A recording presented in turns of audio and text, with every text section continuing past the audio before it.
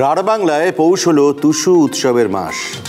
একটা সময় ছিল লাল মাটির দেশে শীতের সন্ধে নামলে প্রায় প্রতিটা বাড়ি থেকে ভেসে আসতো টুসু গান।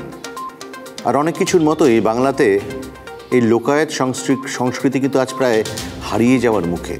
তবে কেউ কেউ চেষ্টা করছেন আবার আবার সেই টুসুকে ফিরিয়ে আনার। চলুন আপনাদের নিয়ে যাই সেই আসরে।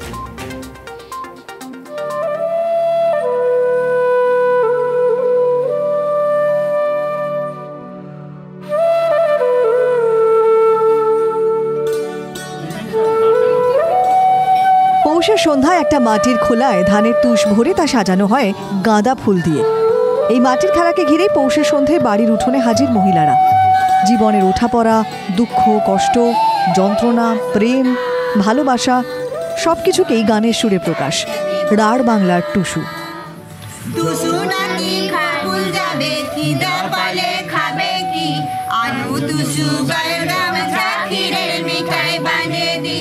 একটা সময় ছিল যখন শীতের সন্ধ্যায় প্রতিটি ঘর থেকে ভেসে আসতো টুসুর সুর, কিন্তু এখন আর সেই দিন নেই। রাঢ় বাংলার নিজস্ব ঘরানার লোকসংস্কৃতি টুসুর চর্চা আজ কমতে কমতে কার্যত শূন্যে এসে দাঁড়িয়েছে।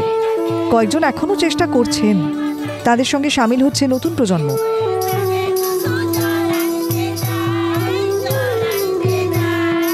শুরু করলেও সঙ্গী পাই না, সবাই কর্মব্যস্ত থাকে।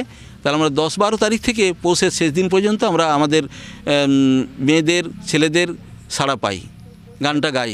এখন মানুষ খুবই ব্যস্ততার মধ্যে আছে, সেই জন্য তবুও এখনও আমরা টুসু গানকে জাগিয়ে রেখেছি।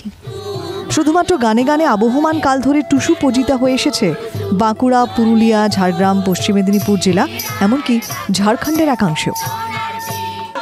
টুসু কোনো দেবী নয়, টুসু গ্রাম বাংলার ঘরের মেয়ে। ঘরের মেয়ের যত্ন আত্মীর যেমনভাবে করা হয় সারা পৌষ মাস জুড়ে রাঢ় বাংলার ঘরে ঘরে সেভাবেই আরাধনা করা হয় টুসুর। বাঁকুড়া থেকে ক্যামেরায় বুধন কর্মকারের সঙ্গে হীরক মুখার্জি, TV9 বাংলা।